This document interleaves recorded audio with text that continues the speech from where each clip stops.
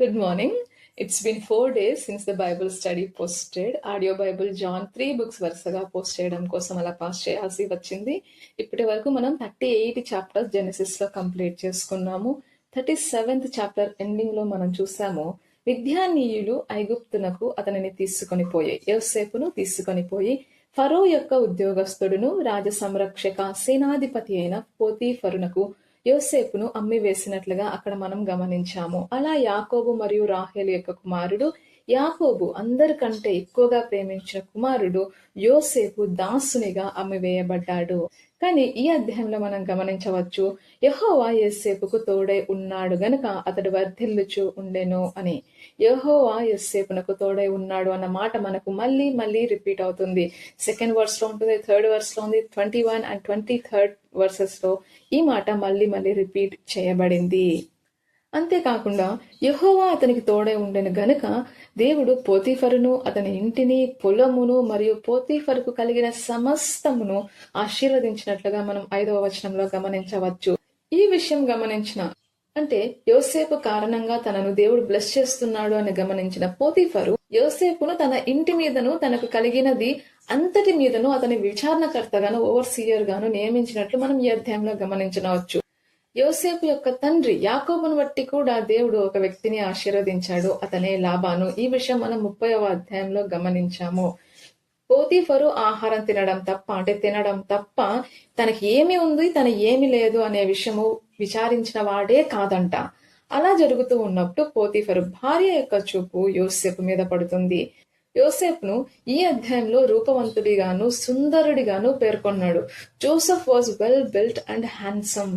మిక్కిలి సౌందర్యవతిగా షారాను 12వ అధ్యాయం 14వ వచనంలోను, మిక్కిలి చక్కనిదిగా రిబ్కాను 24వ అధ్యాయం 16వ వచనంలోను, రూపవతి సుందరిగా రాహేలును 29వ అధ్యాయం 17వ వచనంలోను మనం చూసాము. కానీ ఇదే మొదటిసారి ఒక పురుషుణ్ణి రూపవంతుడు సుందరుడుగా అభివర్ణించడం బైబిల్లో.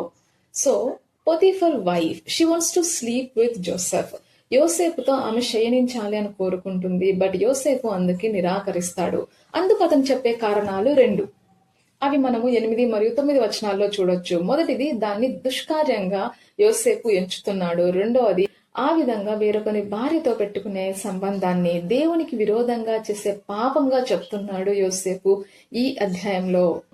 అయితే అతడు ఒప్పక, నా యజమానుడు తనకు కలిగినది అంతయు నా చేతికి అప్పగించెను కదా, నా వశమున తన ఇంటిలో ఏమి ఉన్నదో అతడు ఎరుగడు. ఈ ఇంటిలో నాకంటే పైవాడు ఎవడునూ లేడు. నీవు అతని భార్యవి అయినందున నిన్ను తప్ప మరి దేనిని నాకు అప్పగింపక ఉండలేదు. కాబట్టి నేనెట్లు ఇంత ఘోరమైన దుష్కార్యము చేసి దేవునికి విరోధముగా పాపము కట్టుకొందును అని తన యజమాని భార్యతో అనెను. 8 మరియు 9 వచనాలు. ఈ దుష్కార్యం అనే పదాన్ని మనం కేజేవి వర్షన్ లో గానీ లేదు NIV ఆర్ ESVలలో చూస్తే ఆ పదానికి అక్కడ వికెడ్నెస్ అనే పదాన్ని వాడారు. లాస్ట్ చాప్టర్ లో మీకు గుర్తుండి ఉంటే వికెడ్నెస్ కారణంగానే దేవుడు యూదా కుమారులు ఇద్దరిని, ఏరుని మరియు ఓనాను చంపినట్లుగా అక్కడ మనం చూసాము. So wickedness is something which draws pretty dangerous consequences to self. Potiphar యోసేపు మీద పెట్టిన నమ్మకాన్ని మనం 6వ వచనంలో గమనించవచ్చు.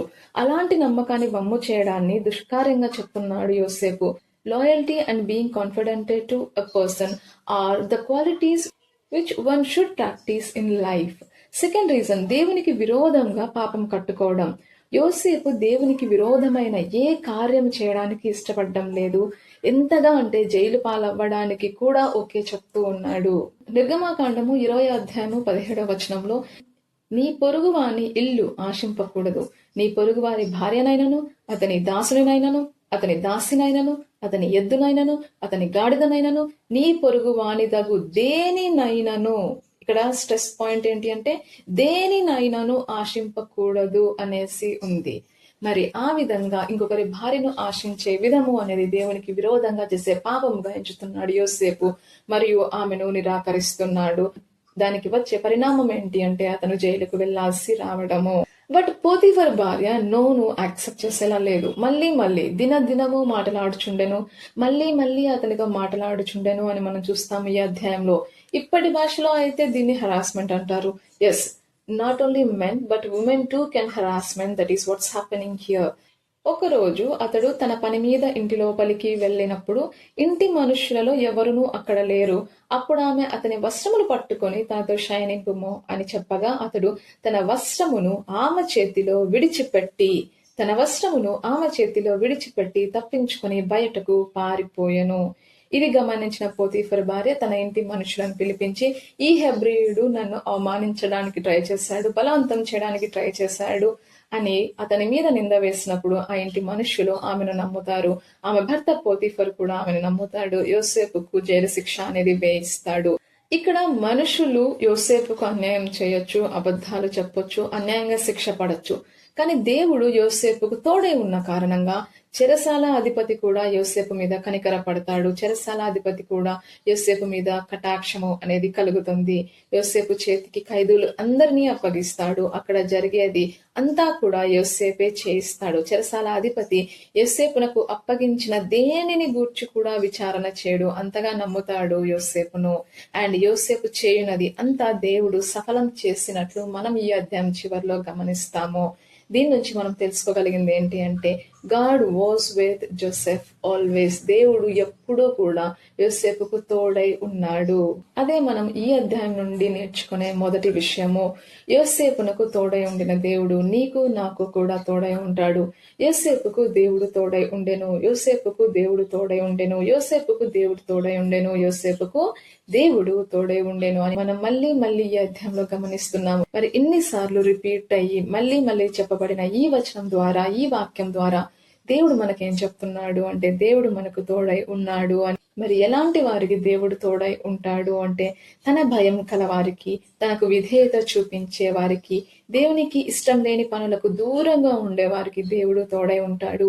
దేవునికి విరోధంగా పాపం కట్టుకుంటానేమో అని యోసేపు భయపడుతున్నాడు, నిరాకరిస్తున్నాడు. చూడండి, యోసేపు కూడా మనలాంటి మనిషి. యోసేపు కూడా యవనస్తుడే, కానీ అతడు తన యవనేచ్ఛల నుండి పారిపోతున్నాడు. 2 Timothy 2:22. మన చుట్టూ టెంప్టేషన్స్ అనేవి ఉన్నప్పుడు, స్త్రీ పురుషుల మధ్య ఉన్న రిలేషన్స్ కావచ్చు, అబద్ధాలు చెప్పాలనిపించడం కావచ్చు, బాధ్యతల నుండి దూరంగా పారిపోవడం కావచ్చు, అవిధేయత చూపించడం, పెద్దలను తల్లిదండ్రులను ఎదిరించాలనే ఆలోచన, వాళ్ళ మాట అనేది వినకుండా ఉండాలనే ప్రోత్సాహం మనకు పక్కన వినిపించడం, ఇలాంటి అన్ని సందర్భాల్లో మనం ఎలా ప్రవర్తిస్తున్నాము, మన ప్రవర్తనను సమాజం ఏ విధంగా చూస్తుంది, మరి దేవుని దృష్టికి ఈ సందర్భం ఎలా ఉంటుంది అనే విషయం మనం పరీక్షించుకుందాము. రెండో విషయం, దేవుడు యోసేపుకు తోడై ఉండడం మాత్రమే కాదు, యోసేపు చేసిన ప్రతి పనిని సఫలం చేసినట్లు గమనిస్తాము. యోసేపు కారణంగానే పోతీఫరు ఇంటిని ఆశీర్వదించాడు దేవుడు. యోసేపు మీద కటాక్షం కలిగేలా చేశాడు దేవుడు. మరి యోసేపుకు ఇన్ని రకాలుగా తోడై ఉండిన దేవుడు, ఆశీర్వదించిన దేవుడు నిన్ను నన్ను వదిలేస్తాడు అంటాడా, లేదా ప్రొటెక్ట్ చేస్తాడు అంటారా? మరి ముఖ్యమైన విషయం మరియు మూడో విషయం, ఒక వివాహితురాలు తన భర్తను కాకుండా వేరొకరితో శయనించాలని కోరుకోవడం ఏ ఒక్కరికి కూడా ఈ విషయం అనేది నచ్చని పని. పెళ్ళైన పురుషుడు లేదా స్త్రీ ఎవరూ కూడా వారి వైవాహిక జీవితాల్లో ఉన్న అసంతృప్తుల కారణంగా కానీ, కొత్తదనం కోరుకోవడం వల్ల కానీ, ఇగో ప్రాబ్లమ్స్ ఉన్నాయి అని చెప్పి వేరొక పురుషుడితో కానీ వేరొక స్త్రీతో కానీ సంబంధం పెట్టుకోవడానికి కారణాలుగా చూపిస్తున్నారు అంటే అవి కేవలం కారణాలు మాత్రమే. అసలు విషయం ఏంటి అంటే, అది కేవలం వాళ్ళ మనసుకు మాత్రమే తెలుస్తుంది. ఎక్స్ట్రా మ్యారిటల్ అఫైర్స్ అనేవి పెట్టుకుంటున్నారు. ఇది ఒక కామన్ ఇష్యూ అయిపోతుంది ఈ మధ్య సమాజంలో. ఇప్పటి సోషల్ మీడియా కూడా ఎవరి మధ్య ఏ రిలేషన్స్ ని సపోర్ట్ చేసేలా ఉంటుందో అన్న విషయం ఎవరికి అర్థం కావట్లేదు. మరి బైబిల్ ఏం చెప్తుంది అంటే, మనం గమనించాము, నిర్గమకాండము 20వ అధ్యాయము 17వ వచనంలో దేవుడు తన పొరుగు వానిది దేనిని కూడా ఆశించొద్దు అంటున్నాడు. భార్య, వస్తువులు, ఇల్లు, దాసులు, దాసీలు ప్రతి ఒక్కటి కూడా ఉన్నాయి. Nothing, no one thing can covet or decide which is not ours. మనది కానిది ఏ ఒక్కటి కూడా కోరుకోవడానికి లేదు. అంతేకాకుండా ఒక బానిసగా ఉన్న యోసేపు తన వస్త్రాన్ని వదిలి పారిపోతున్నాడు. నా పరిస్థితి ఎలా ఉంటుంది, తర్వాత నా జీవితం ఎలా ఉంటుంది అని ఆలోచించట్లేదు. తప్పు ఒప్పుల గురించి క్లియర్ డిస్టింక్షన్ అనేది ఉంది ఇక్కడ యోసేపుకు. ఏం చేయాలి, ఏం చేయకూడదు, విలువలతో మనల్ని మనం తప్పు చేయకుండా నివారించుకునే కండిషన్స్ ని పెట్టుకొని జీవించడం అనేది చాలా ముఖ్యమైన విషయం. Those conditions which we hate to cross, without which we may lost our own self-respect, we may degrade in our own eyes. Never ever do things to satisfy others only by compromising your own values, your own self. Let's pray. ప్రార్థన చేసుకుందాము. ప్రేమ నమ్మకం గల మా ప్రియ పరలోకమందున్న మా ప్రభువా, ఇంతవరకు నీ రెక్కల కింద మమ్మల్ని కాచి కాపాడి ఈ విధంగా నిన్ను స్తుతించడానికి, నిన్ను గణపరచడానికి మాకిచ్చిన అవకాశమును బట్టి, భాగ్యమును బట్టి వేలాది వందనములు, స్తుతులు, స్తోత్రములు మా ప్రభువా. నా పూర్ణ హృదయంతో నిన్ను వెతుకులాగున, నీ ఆజ్ఞలను పూర్ణ హృదయంతో పాటించులాగున మమ్మల్ని నడిపించుము దేవా. యోసేపుకి ఏ విధంగా టెంప్టేషన్స్ నుండి, నీకు ఆయాసకరమైన క్రియల నుండి పారిపోయాడు, మేము కూడా మా జీవిత ప్రయాణంలో మాకు ప్రతిరోజు ఎదురయ్యే అన్ని సందర్భాలలో నీకు ఆయాసకరమైన విషయాల నుండి పారిపోవులాగున, దూరంగా ఉండులాగున మమ్మల్ని నడిపించమని, మమ్మల్ని వారించమని అడిగి వేడుకుంటున్నాం దేవా. యోసేపుకు తోడై ఉండిన దేవా, మాకు కూడా తోడై ఉండుమని, యోసేపు చేసిన ప్రతి పనిని సఫలం చేసిన దేవా, మాకు కూడా రోజువారీ పనులలో తోడుగా ఉండి సఫలం చేయించమని, సహాయం చేయమని యేసుక్రీస్తు అతి పరిశుద్ధ నామమున మిమ్మల్ని అతి మిక్కిలిగా అడిగి వేడుకుంటున్నాము మా ప్రియ పరలోకమందున్న మా ప్రభువా. ఆమేన్. ఇదండి 39th చాప్టర్. రేపు 40వ అధ్యాయంతో కలుద్దాము. Thank you so much for watching. See you tomorrow.